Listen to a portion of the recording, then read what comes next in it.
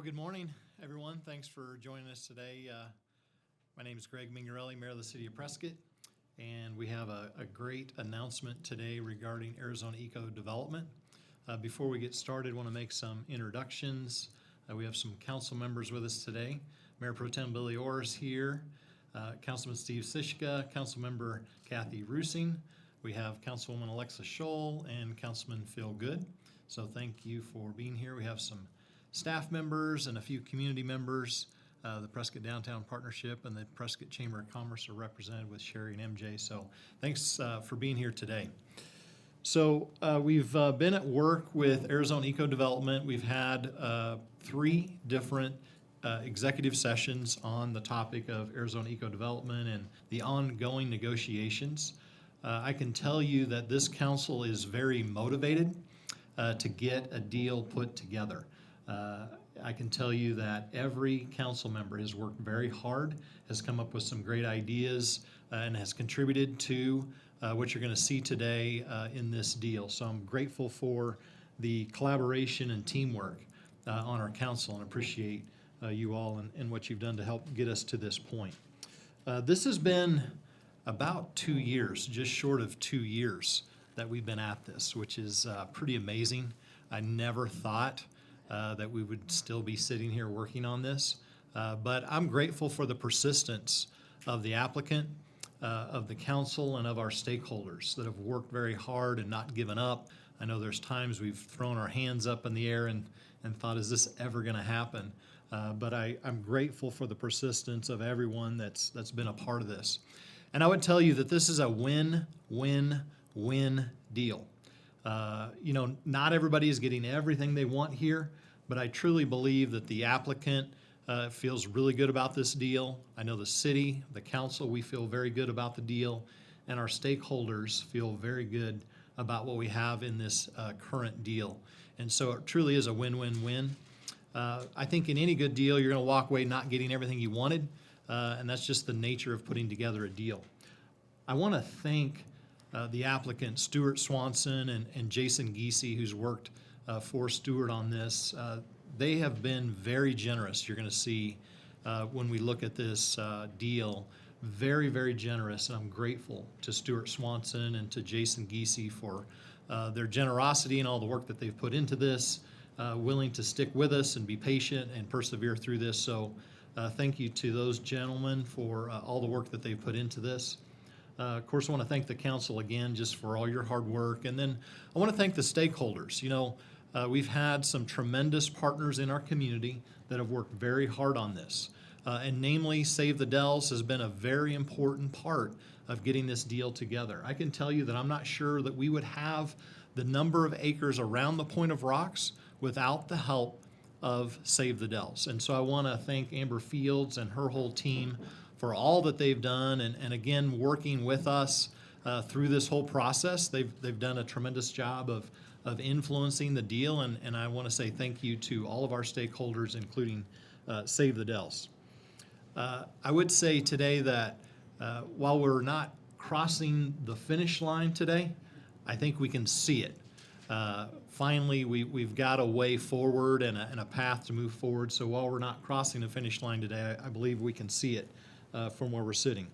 So what you're going to see today is a non-binding letter of intent. So this is an opportunity for the council and the applicant to come together on the major deal points and put together a letter of intent that really creates the cornerstones of the deal. So you're not going to see a lot of detail today. There are things here that you're going to say, maybe something's missing here or there, and we totally get that. We would agree with you. What we're trying to do is get together on just the major points of the deal and see if we could come together, and we did, we believe, come together on the major deal points. And so this is going to look somewhat basic or general in some cases, but that was intentional. We intentionally wanted to see if we can't get together on the major deal points, then we're done. And fortunately, we were able to get together on those major deal points. So consider these the cornerstones of the deal with more details to come, because this does not supersede or preempt the normal process for any annexation into the city. there will be the normal Prop 400 influenced public process that will happen. This was just an opportunity to see if there was proof of life. Do we have the opportunity to move forward? And I think as much as anyone, the applicant wanted to know, should I continue to spend time and money on this deal? And so that's why we put the LOI together. It's just a precursor to the normal process that'll happen based on Prop 400. So let me get into the basics here and just start by saying, and if you want a headline, this is probably it. The city will be receiving 745 acres, which includes 475 acres of the iconic granite dells around the Point of Rocks, and in exchange for 378 acre-feet of water. And that's a net. We'll get into the details when we look at the LOI. But we're receiving 745 acres for 378 acre-feet of water. So it's a tremendous deal for the city, and I'm very pleased that we're sitting where we are.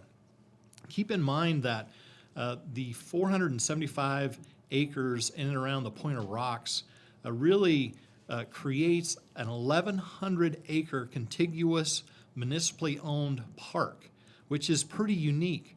There's very few that large in the Southwest. We're one of the largest in the Southwest. So at this point, I'd like to put up the maps, and let's start with the north first. Okay.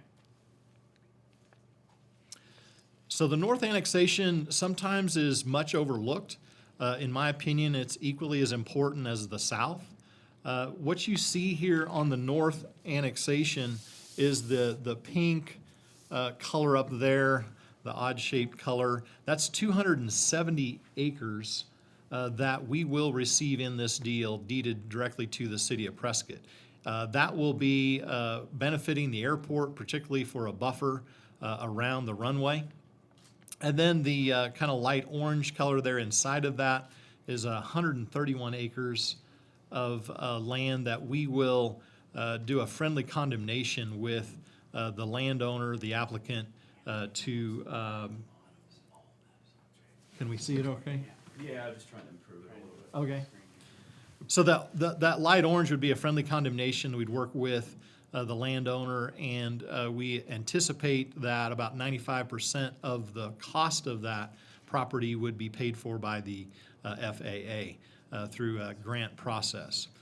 I want to bring Joe Baines up, who's with our Parks and Rec department, and just talk a little bit about what else is going on in this annexation that's important, I think, for trails and open space. Okay, Mayor, thank you very much, and welcome everybody. John, if you could put up the map that shows the trail. One of the things that has really not been talked about a lot on the north annexation is the ability for us to connect the P-line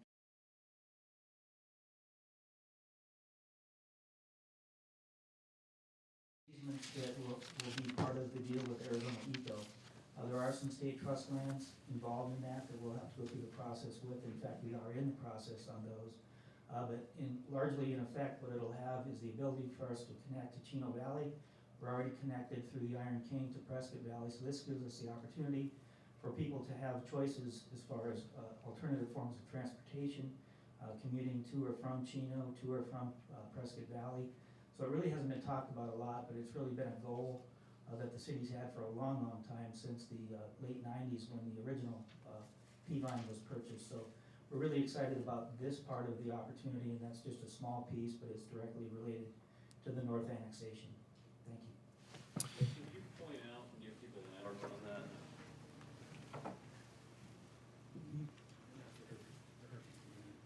Okay, so the red right here is the existing P-line trail, the old railroad bed right there. It goes through under Highway 89.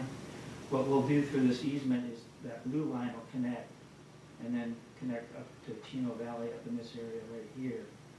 The blue squares are the state trust land, which we'll have to get the easements for, but again, we'll have to go around the existing railroad bed in this area here due to the runway extension for the airport, but then we'll quickly connect back to it. And again, I think that's a huge benefit for us to be able to connect our trail system to our neighboring communities. Thank you, Joe. Appreciate that. And then the other thing I want to note here is section 33, you can see, oh, can we go back to the north annexation? I'm sorry. Yeah, I think I'm gonna do it on the camera, because it seems to be a better view. Yep. So not only do we get 270 acres plus the friendly condemnation of 131 acres around the airport, you can see the natural open space just to the south of that, that long green parcel. And then I wanted to point out section 33 in the lower right corner there. We're going to reference that later in the LOI as we get through this and talk about what's going to happen over there on section 33. Let's move to the south annexation, John. I don't know if people remember what this looked like previously. I don't know, do you have the comparison I do. map? Let's throw that, first? yeah, let's throw that up first. Okay.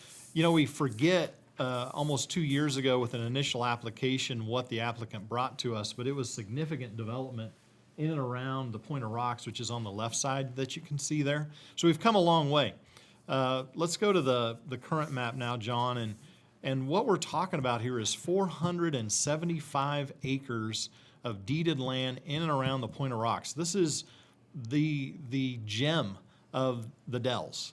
And to get all of the rocks, the Point of Rocks and all the rocks, in addition to that, No Name Creek is really a tremendous accomplishment to have that wildlife corridor. So again, I'd like Joe to come up and just orient us on the south annexation and highlight some things on this open space. Thanks again, Mayor. First, I'd like to point to the 2009 Open Space Master Plan that was approved by Council and some of the characteristics that were pointed out that were important in open space acquisitions. The ecological values, which this has a lot, the riparian forest that's included in this, I think is kind of understated, but it's really awe-inspiring when you get out there. It's old cottonwood trees, and it really is a riparian forest, which is really unique to the Southwest. The hydrological, the water, No Name Creek that goes through there, again, something that you don't see a lot in the Southwest, or at least in the high country here. Cultural and historical, the ranching history in here, the 1.4 billion year old rock formations that we have included in this. The buffer that it provides, the scale, by scale I mean the scenic vistas that we have, the visual backdrops which are awe-inspiring. The connectivity of open space was pointed out in 2009. This, as the mayor pointed out, will connect us to 1,100 contiguous acres on the east side of Highway 89 that includes Watson Woods, Watson Lake, the Peavine Trail, which is a national recreation trail. So it hits all the check marks on that. The recreational potential, horseback riding, hiking, mountain biking, bird watching, all of those things that it hits them on that. And the economic value, the visitation that it can create in our community really makes us a destination rather than a stop by on somebody's trip. So really the opportunities in here are just breathtaking and really epic in scale. So I will point to a couple things. Again, as I pointed out, and the mayor pointed out too, this No Name Creek is a significant waterway that runs through there with cottonwoods that string and walnut trees that string out through here, all through this area here. And then of course you can kind of see the outline of the Dells. So we just drop off of those iconic rock formations and immediately enter into a great wildlife corridor that has water running in it almost year-round, tanks that are home to a lot of the migrating birds. Just tons of opportunity in there. I'd like to also point out to this park area, this is Highway 89 right here. As you go through the Dells, through this agreement, this piece of property here could provide some parking for a future park in here, which this has a lot of riparian qualities in it. I look at this as more of a park that we could have access for lower mobility folks to be able to access the Dells, whereas before it was a little hard from the trailheads being about 2 miles from getting into the Dells either way. This would also provide a trail from here straight over to the Peavine, probably a 4% kind of a grade, so easy to manipulate. And then you're really into the Dells, the heart of the Dells pretty quickly. So offering opportunities for folks that have less mobility maybe grandpa and grandma that want to take their grandkids out, gives them the opportunity to access this crown jewel. So those are some of the main points. Point of Rocks, we talk about historic value. This was a railroad stop, back in the 30s. So this has a lot of historical value. Like I say, this hits all the check marks. Thank you, Joe. Well, that's kind of a highlight on the maps of the 745 acres that the city will be receiving. Let me talk a little bit about the water that's outlined here in the LOI. So the actual give for the city of our potable water from our water portfolio is 753 acre feet of water. Now, I mentioned 378 net earlier, and I'll make that clear of how we get to that number as we move through this section in the LOI. So it's 753 acre feet of potable water. In the LOI, there's a breakdown of how we get to those numbers for the applicant. I think one of the key things to note here is the applicant can move density around within the annexations of the 753 acre feet of water, but it all has to move north. So any density, any more dense development has to go north. You can't increase the density in the south annexation parcel. And then with the water that we provide, the applicant will have to comply with all of our city water use rules and regulations. It's very important. We have a very strict water policy, and he'll have to comply with all of those water policies. AED shall pay all costs for water and sewer infrastructure, so all those costs will be borne by the developer. Section 33, I mentioned earlier when we were looking at the north annexation map. That section is a part of this grand deal, and it could remain in Yavapai County, could be annexed by Prescott, or it could be annexed into the town of Prescott Valley. That's yet to be determined. If it's not annexed into Prescott, so if it were to be annexed into Prescott Valley, the water use in Section 33 would incur a 30% surcharge, much like we do with Chino Valley currently. Whether Section 33 is annexed into Prescott Valley, or remains in Yavapai County, all effluent generated in Section 33 will be used for permanent recharge. I think this is very significant. It aligns with Prop 400. Any effluent that's generated from Section 33 will go to permanent recharge, and we know that on new development, about 90% of the water that goes to a household returns in recharge. In the form of effluent. So about 90% on any new development, 90% will return to permanent recharge. In this section then, the last thing I'll mention here in the LOI is that the applicant has a current historic surface water right on Watson Lake. This came from the ranch property historically, and that's 375 acre feet of surface water rights on Watson Lake. And he is willing to sever and transfer that 375 acre feet of water to the city of Prescott. This is very significant.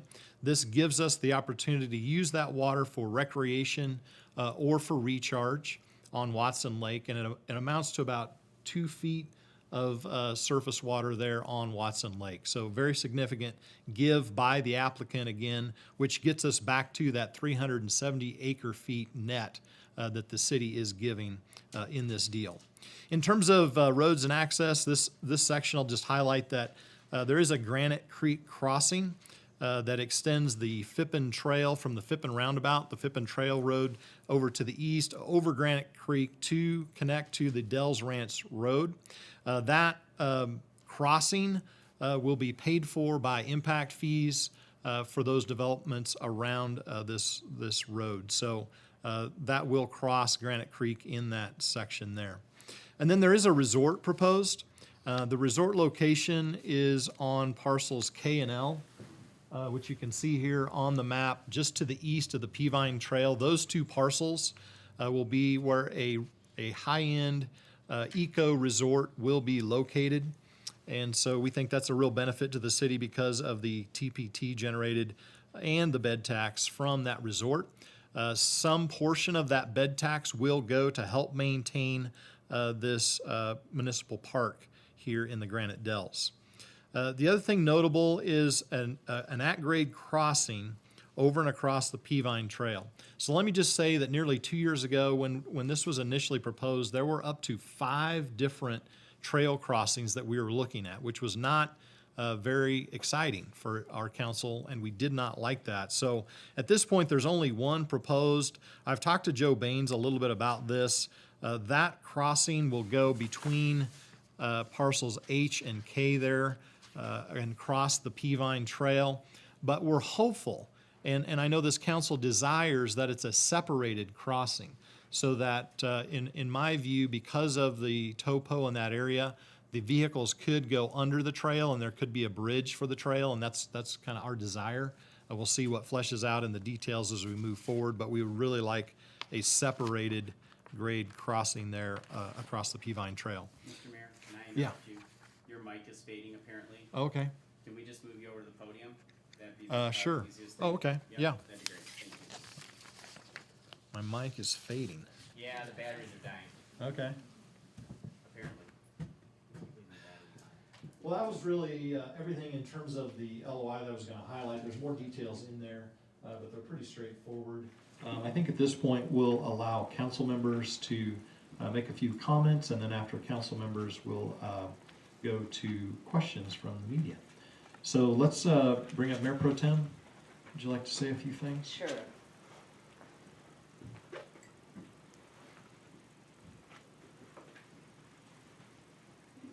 Thank you, Mayor, and thank you, everyone, for being here. This is a great day for the City of Prescott. To combine what we have already with what we are anticipating receiving very soon is just fabulous, not only for our economy, but for our people that live here already. One of the things that I've always said about this is I want access for everyone. We don't want it to be for somebody that's only so fit that they can run all of this, right? We want this to be so that everybody will have access to it. And I think the way that we're planning it, that will actually happen. We've heard a lot over the last year, maybe even year and a half, about water policy. And we've done a lot on water policy, and I really want to appreciate our legal team that have helped us so much on that. But it's the water policy changes that have made this possible. This deal would not have happened had we not made those water policy changes. So I think that's really important to keep that in mind. And I just also want to recognize Michael Lamar and his team. We wouldn't be here today. There were times that some of us would have gone, we're done. Not really. We're all hanging in there. But Michael, your team was amazing, and we really appreciate it. And otherwise, we would not be here today. So I appreciate that. I also want to recognize Jason Giese.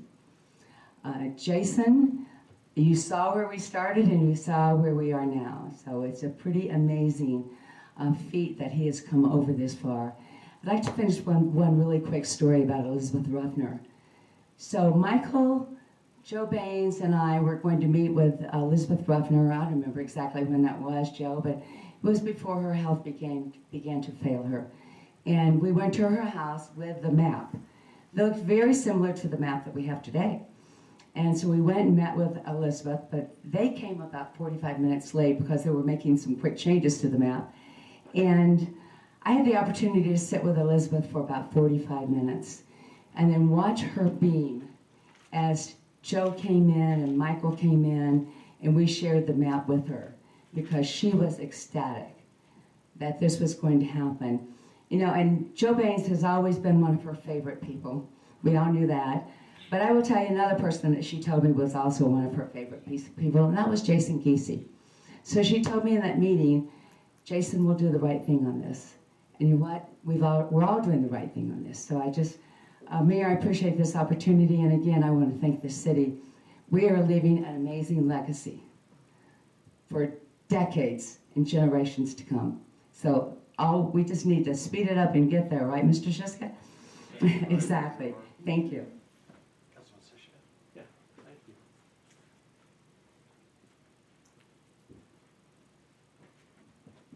Ditto.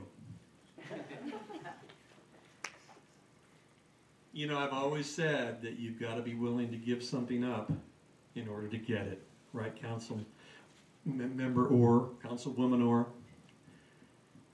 And I'm really glad that we didn't have to give this up in order to get it. I'd like to thank some people for this process. And it's been a long, arduous process, and there's probably been things said in private that I wouldn't want to repeat. But I also think that those things probably helped us get to where we're at right now. I'd like to thank the mayor for his measured approach to this situation. Greg, thank you so much. I'd like to thank Michael Lamar for his aha moment at 3 in the morning. Talking to himself about how we could convert water into land. And Michael, thank you so much. I know that that's gone through several iterations, but in the end, it's all worked out. I'd like to thank Save the Dells. I'd like to thank the stakeholders, because truly, like the mayor said, it wouldn't look like it does today if it wouldn't have been for those organizations. And I can't say that I've always had good thoughts about those organizations, but I also understand that this is making sausage. And it went through several iterations, and we have gotten to a point where it tastes pretty good. So I'd like to thank those organizations. I'd like to thank my fellow council people, because we have gone through some interesting times in meetings. And once again, we have truly made this a really, really good situation for the city of Prescott for a long, long time to come. And so at last, the last thing I'd like to do is to thank Jason Giese. Like Billy said, I said yesterday that there were times when I wanted to wring Jason's neck, because I couldn't understand why he was thinking the way he was thinking. But truthfully, in the end, he stood up as a citizen of Prescott whose kids go to Prescott schools and who wants a future for Prescott. He stood up and helped it happen. So thank you to everyone. And that's all I have to say. Thank you. Thank you, Councilman.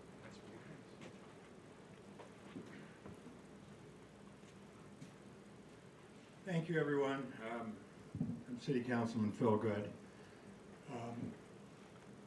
I know a lot of people were concerned about my support or opinion on this letter of intent. Over those last couple of years, I've been meeting probably with every stakeholder group, whether it was Save the Dells, the Citizens Water Advocacy Group, the principals of Arizona Eco Development, to understand and listening and consider each and every one of those concerns.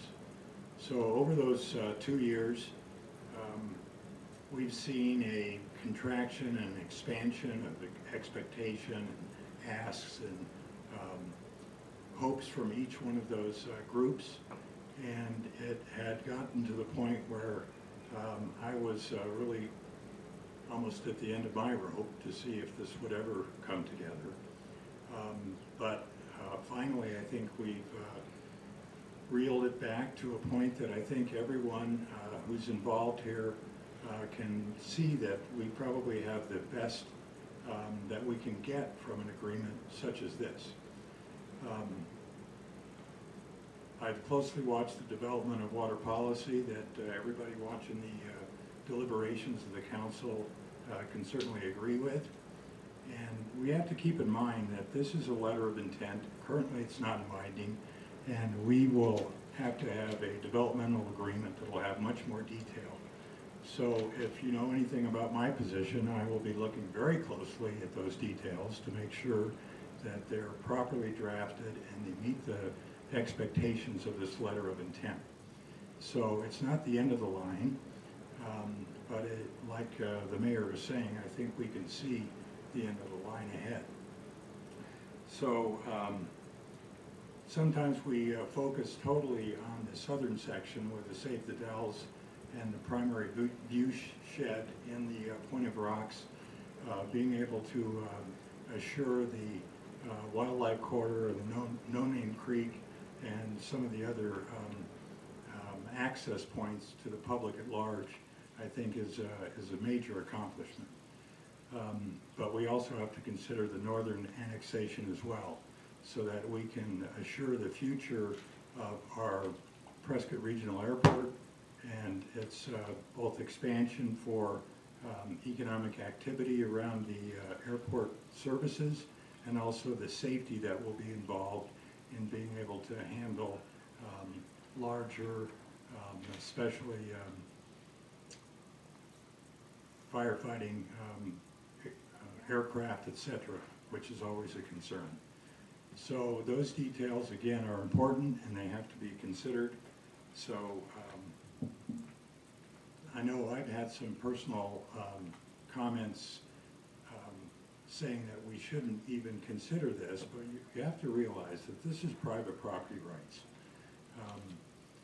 A lot of this property is privately owned, and it could be developed regardless of whether the city wants to move forward with this annexation and this agreement. So we don't have the authority to take this property, even though there are some people that expect us to be able to do that, and that's just not under the constitutional protections of private property rights. So we, I think, have made the best of the situation, and this now will have a chance to be reviewed once the developmental agreement is presented. Planning and zoning has got a number of meetings that they're going to have to go through, and being a previous commissioner and dealing with the Deepwell Ranch agreement, I'm going to try to help them and support them as much as I can to get through that process, and then we'll have a final agreement that we can feel pretty comfortable with, again, with all the principles involved. So I'm supportive of this letter of intent, and I will follow it closely to make sure it meets all the expectations once the details are taken into consideration. And again, I want to thank all the principals involved and all the hard work that was done, both with my council members, the mayor, all the principals, Arizona Eco, and I think at the end of the day, we're going to have something that we can all be proud of, both now and far into the future. Thanks. Thank you, Councilor.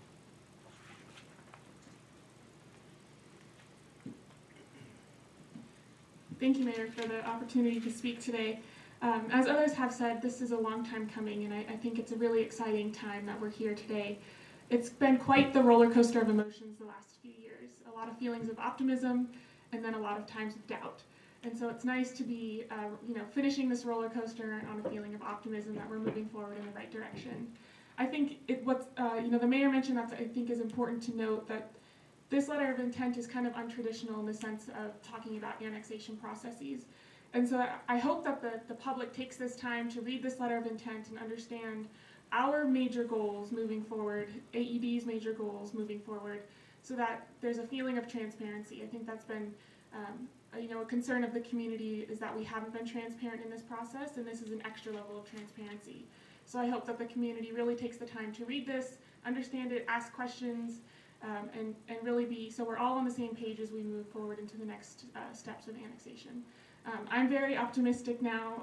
I'm very hopeful. I think that this is such a great opportunity for the city to acquire this land, to acquire land around the airport, to have some affordable housing in the northern annexation, a resort in the southern annexation. I mean, it's really a great deal. I hope that the stakeholders are happy.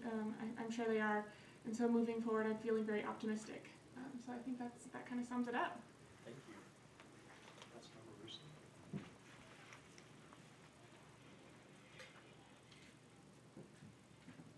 Well, words just escape me. I can't believe that we're here having this conversation, and I'm thrilled beyond belief.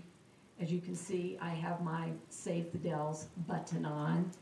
And last year, when I was a candidate for city council, I was the only candidate that supported the position of Save the Dells, because Save the Dells had a vision.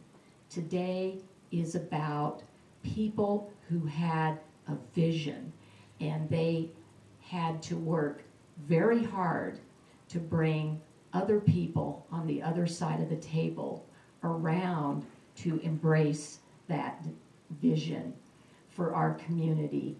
And saving the heart of the Dells is a fabulous goal, and we have a lot more work to do on council and also work with our private property owners and our developers to hopefully maintain this vision and move forward.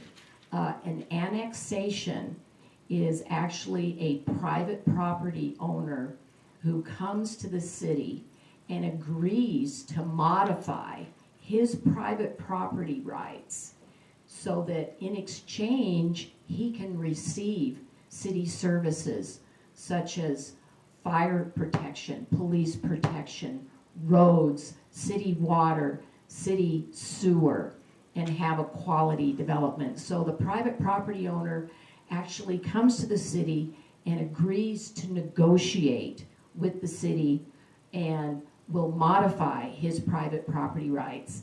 Or he is certainly welcome to stay in the county. But by asking for an annexation, his property values will double as far as being a private property owner and having more money in his pocket. And we have to realize that as elected officials, we need to protect the taxpayers and say, here's open space. This is what the taxpayers get in return for providing all those city services. So that's why we have an open space policy that requires 25% of open space in an annexation. And we required meaningful annexation, not just, if you look at the original plan that Mr. Giese presented, there was no vision, there was no meaningful protection of this beautiful area. And I just want to give a huge shout out to Save the Dells. They were like a hardy band who rose up, grassroots, local, and it snowballed. It struck a chord with the community. It motivated me to run. And I just want to thank all my supporters and thank all the Save the Dells people and the community for making this day happen. Thank you. All right, thank you, council members. Before we go to questions, I just want to make clear what the next steps are here. So now that we have this LOI and it's in the public, we wanted to give an opportunity for the public to see it, to read it and react to it. And then we intend to bring it to the council. June 9th or the 16th are the two dates we're looking at. I'm hopeful that we could do June 9th at our first council meeting in June.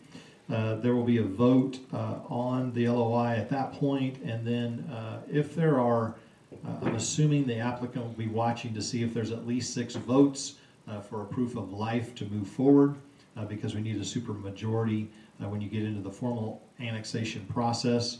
That once that vote happens, then we're hopeful that it would move to planning and zoning late in June. I think the date is somewhere around June 24th for a meeting to start the process with planning and zoning. So that's kind of the next steps forward, and then as we've already stated, it's going to go through the normal public process subject to Prop 400. So with that, we'll go to questions from the media. We covered it so well, there are none.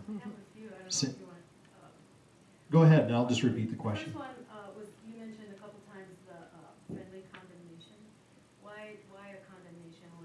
Why not just a purchase? Yeah, good question. So the question is regarding the friendly condemnation of the 131 acres off the very end of the runway. And I'm going to let City Attorney John Palladini answer that for us. But the reason that the developer was requesting a friendly condemnation just gives them additional time under the IRS code to do what's called a like-kind exchange, to basically reinvest the capital gains they have that sale. So that's kind of the primary reason. The other reason, sort of tied to that purchase will be probably 90–95% funded by FAA and ADOT. So condemnation in that regard kind of helps push the process along a little quicker to help get that funding. So it is a benefit to the city too. It's a relatively simple process. It's friendly is it's basically an agreed upon condemnation. Thanks, John. Cindy? Okay, let's see. So the non-binding aspect of this, LOI? if there were, sticking points in the future, could some of those cornerstones that are in the letter go away? Or, how does that? Sure. So the question is around the non-binding LOI, and could some of these major deal points, did you say, what did you? Go away? Go away. Well, I would say definitely not go away. I would suggest to you that, like, for instance, we're talking about 745 acres plus or minus. So that number might move a few acres either way. And some of those kinds of things around the edges, you might see them change a little bit. But for the most part, we're trying to create these cornerstones of deal points that we feel like are not going to change. We need to have some base level agreement where you may have a tiny bit of negotiation on a few things, or when you do a survey on the acreage, you might find that instead of 745, it's 748, or those kinds of things may change a little bit, but I don't see any major changes would be the intent of this LOI. So somebody mentioned that the water policy changes that you had done had allowed this to happen. Can you kind of talk about that? Because you haven't really approved the water service outside city limits yet. And how does that all Sure. relate? Yeah, good question. So the question is around how or why is the water policy really coming into play to make this deal happen? Is that fair, Cindy? Yeah. So when we talked about Section 33, that is the one area where the water policy really comes into play for us. That section has been disputed over the years of whether it's Prescott or Prescott Valley, or maybe it was half and half. And so it's kind of a dividing line between the two municipalities. And in my presentation earlier, I mentioned that it can really go three ways for development. As Councilman Good mentioned, the applicant has rights in the county right now. Without any public process, he could go out and begin developing his property. So the county is one option where he could develop it in the county, and then could be developed in Prescott or Prescott Valley, annexed into Prescott or Prescott Valley. For Prescott, it's a little more difficult because Section 32, just to the west of Section 33, is state land trust. And we would have to have a way to have contiguous, what am I trying to say, John? You have to have contiguous property to ensure that you can annex. We couldn't annex it currently because of Section 32. And so we're in a weaker position to negotiate because state land trust knows this. And so they're going to make it, they're only trying to get as much value out of their land as they can at this point for education in the state of Arizona. So we're in a weaker position to negotiate with state land trust to annex Section 33. We think Prescott Valley does make some sense, and the IGA that was just approved recently in our water policy that allowed Chino Valley to develop their commercial corridor would be the same kind of agreement, an IGA with Prescott Valley, that would allow us to serve water to Section 33. Did I stay in bounds? Okay. So it would be an IGA with the town, but the city would be serving this town subdivision with city water? Right, so the water would have to run, the developer would have to pay to run the infrastructure of water and sewer to that section. Then, like I said, the town has to, or the developer has to comply with all of our city codes and regulations regarding water. There'd be a 30% surcharge, and then all of that effluent that's created by that development would come back to Prescott and be permanent recharge. Michael, do you have a thought? Yeah, I was going to say that an IGA can also be signed with the unincorporated county or the Board of Supervisors. So it's an either-or proposition. It's not that it has to be in the city town limits of PUD. So that's yet to be determined. Those are the three options for Section 33, but it is a part of the deal to provide water to the developer to develop that section with those three options. Did you have, okay. Just one more. You mentioned that density can be moved to the north. Do you know yet how dense some of those areas will be? So right now, let me restate. The question is regarding the density of development in the south annexation. Was that your question? Yeah, and also, well, I guess maybe you can talk about that in section 82 or. Okay. I guess the south is fine. So I'll let John actually speak to the number of units in those areas. Is that what you're looking for? Yeah. All right, so in terms of densities or uses, the LOI actually lays out on the second page the potential densities. It talks about 850 residential units in the south, 200 resort units. It also then allocates a certain amount of water. And then on the north annexation, it talks about residential units, the W site, other units, and then the Granite Hills Parkway, and then the section 33 is 1,000 residential units. So that lays out sort of the intended or planned densities. As the mayor was saying, those numbers can shift, but can't shift to increase density in the south. It can shift from the south or from 33 to north or north to 33. And just let me make a real quick point. I think it's important though, and that is, if we were to do an IGA with Prescott Valley, if Prescott Valley annexes 33, the IGA could be and would likely be limited to water just to section 33 in a similar vein. We did an IGA with Chino Valley to allow water use only to a certain corridor. It wouldn't be a broad base, I don't think, a broad base IGA that would allow or that would provide Prescott water to all the rest of Prescott Valley. So just want to make that clear.